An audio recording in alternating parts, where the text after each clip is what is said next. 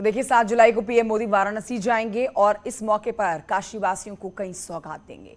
PM Modi के दौरे से पहले सीएम योगी ने काशी का दौरा किया, जहां उन जगहों का जायजा लिया गया उनके द्वारा जहां पीएम मोदी जाने वाले हैं।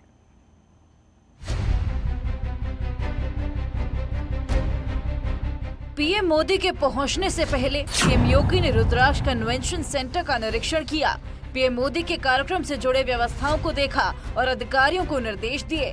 वाराणसी में नई शिक्षा नीति पर 7 जुलाई को पीएम मोदी चर्चा करेंगे। पीएम मोदी काशी को स्मार्ट स्टेडियम की सौगात देंगे। अंतर्राष्ट्रीय इंडोर स्टेडियम को हाईटेक बनाया जाएगा। 87 करोड़ की लागत से वाराणसी में संपूर्ण आनंद स्पोर्ट्स स्टेडियम को हाईटेक बनाने की योजना वाराणसी स्मार्ट सिटी ने तैयार की है। इस multi level indoor sports stadium में खेल प्रेमी भविष्य में इंटरनेशनल स्तर के मैच भी देख सकेंगे। मल्टी लेवल स्पोर्ट्स स्टेडियम में 20 से अधिक इंडोर गेम के लिए कोर्ट बनाया जाएगा। पीएम मोदी स्टेडियम की आधारशिला रखेंगे। स्मार्ट सिटी से एक छोटा सा ये फर्स्ट फेज जो है मल्टी स्टोरी बिल्डिंग बना करके जो पुराना स्विमिंग पूल है उस जगह पर नया स्पोर्ट्स कॉम्प्लेक्स बनाने का एक कॉन्ट्रैक्ट जो शुरू हो गया है, लेकिन अभी इसका जो है क्लियरेंस और डिसमेंटलिंग वगैरह का कार्यक्रम चल रहा है। तो पूरी जा कर के इसको माननीय प्रधानमंत्री की हाथ से शिलान्यास होगा, उसके बाद जो है फुल प्रोजेक्ट डेवलपमेंट हो जाएगा। स्टेडियम में basketball, handball, table tennis, volleyball, badminton, weight lifting, combat sports के अलावा swimming pool, gym, spa, yoga centre जैसी सुविधाएं होंगी। सीएम योगी ने कार्यक्रम स्थल पर दौरा करने के बाद बाबा विश्वनाथ में जाकर पूजा अर्चना भी की है। मंत्रोच्चारण के बीच में जलाभिषेक करते हुए नजर आए। पीएम मोदी के दौरे को लेकर सीएम योगी तैयारियों पर नजर बनाए हुए हैं।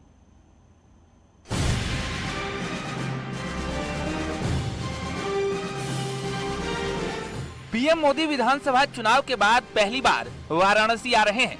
इस मौके पर न सिर्फ इंटरनेशनल स्टेडियम की सौगात देंगे, बल्कि 1800 करोड़ के परियोजनाओं का शिलान्यास और लोकार्पण करेंगे। ऐसे में प्रशासनिक अमला तैयारियों में जुटा है। हम लोग ने अभी करीब 1800 करोड़ के ऐसी परियोजनाएं हैं जो या तो लोकार्पित होंगी या शिलान्यास होंगी, जिसमें 13 परियोजनाएं ऐसी हैं जिनका शिलान्यास किया जाएगा, जिनका लागत करीब 1200 करोड़ है, और 600 करोड़ की परियोजनाएं हैं, करीब 33 परियोजनाएं हैं जिनका लोकार्पण किया जाएगा। सिगरा में 87 करोड़ का स्टेडियम, 14 करोड़ का अक्षय पात्र रसोई, 28 करोड़ 59 लाख का दशाश्वमेध घाट प्लाजा, 33 करोड़ 28 लाख से पहले फेज में नमो घाट तैयार, 10 करोड़ रुपए नाइट बाजार पर खर्च होंगे। और उसके साथ साथ वर्तमान में हम लोग की करीब 12,000 करोड़ से ऊपर की परियोजनाएं विभिन्न स्तर पर निर्माणाधीन है, जिनका भी आने वाले महीनों में उनका भी लोकार्पण उनके द्वारा कराया जाएगा जैसे जैसे ये परियोजनाएं पूरी होंगी। और करीब अगर हम देखें तो वर्तमान में सब ये मिला लें तो 14 से 15,000 करोड़ की परियोजनाएं विभिन्न स्तरों पर चल रही है। सीएम योगी ने शिलान्यास और लोकार्पण होने वाली सभी योजनाओं के बारे में अधिकारियों से अपडेट लिया। एक जगह पर जाकर तैयारियों का जायजा लिया। खासकर रुद्राक्ष कन्वेंशन सेंटर में काफी देर तक रहे और उस ऑडिटोरियम का निरीक्षण किया। सीएम योगी ने इस दौरान काशी विश्वनाथ मंदिर में बाबा विश्वनाथ के दर्शन किए। मंत्रोच्चार के बीच जलाभिषेक भी किया। न्यूज 18 के लिए वाराणसी से रवि पांडे की रिपोर्ट।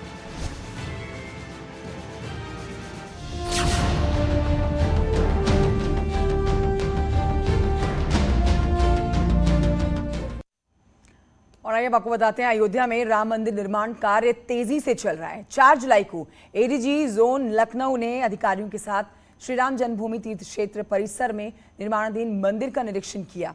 मंदिर ट्रस्ट के सदस्यों के साथ पूरे मंदिर को देखा गया। और इसी बीच राम भक्तों के लिए एक बड़ी खबर आई। अयोध्या में राम मंदिर के साथ ही एक भव्य रामायण परिसर बनाने की तैयारी की जा रही है। 500 से 1000 एकड़ में रामायण परिसर बनेगा। तो सवाल यह है कि इस रामायण परिसर में क्या होगा।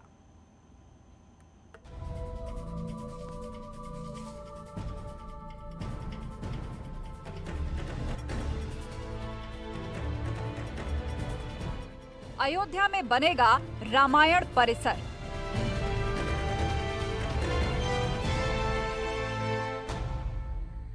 500 से 1000 एकड़ में बनेगा रामायण परिसर। एक ओर राम मंदिर बनाने का काम तेजी से चल रहा है, तो दूसरी ओर रामायण परिसर बनाने की तैयारी हो रही है। आप सोच रहे होंगे, जब राम मंदिर परिसर बन रहा है तो रामायण परिसर क्या है? रामायण परिसर में क्या होगा और इसे बनाने का मकसद क्या है? ये योजना जो है 2014 में राम कथा कुंज के नाम से थी। रामायण परिसर के लिए जमीन की तलाश है। इसके लिए 500 एकड़ से ज्यादा जमीन चाहिए, क्योंकि इसमें वो सारी कहानियां, मूर्तियों और चित्रों के जरिए दिखाई जाएंगी। वो सब कुछ बताया जाएगा जो कहानियां श्री राम से जुड़ी हैं। और राम कथा कुंज में भगवान राम के जीवन चरित्र को जन जन तक पहुंचाने के लिए जो हमारी वर्तमान पीढ़ी है, जो हमारे आने वाले पीढ़ी है, उसको मालूम होना चाहिए कि रामलला, उनका जन्म, उसके बाद उनकी अन्य क्रियाएं थीं, विद्या अर्जन करना, राक्षसों का वध करना, लंका विजय करना और उसके बाद वापसी व राज्याभिषेक तक का विषय जो है।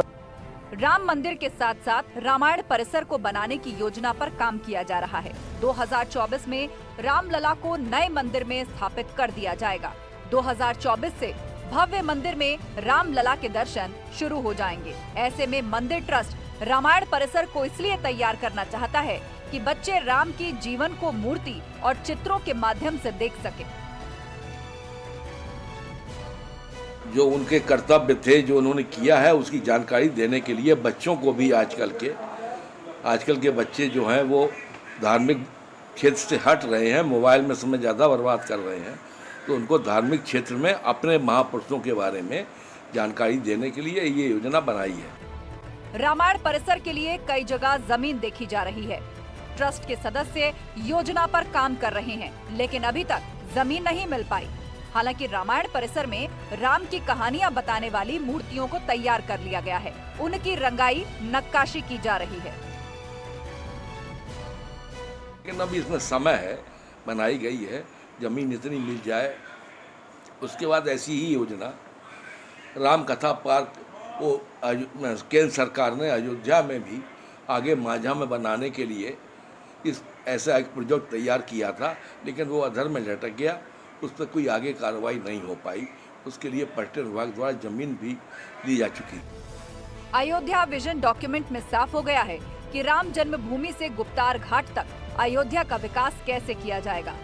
राम की कहानियों को जन जन तक पहुंचाने का रोड मैप भी तैयार कर लिया गया है और उसी योजना के तहत तेजी से काम चल रहा है। न्यूज़ 18 के लिए अयोध्या से निमिष गोस्वामी की रिपोर्ट।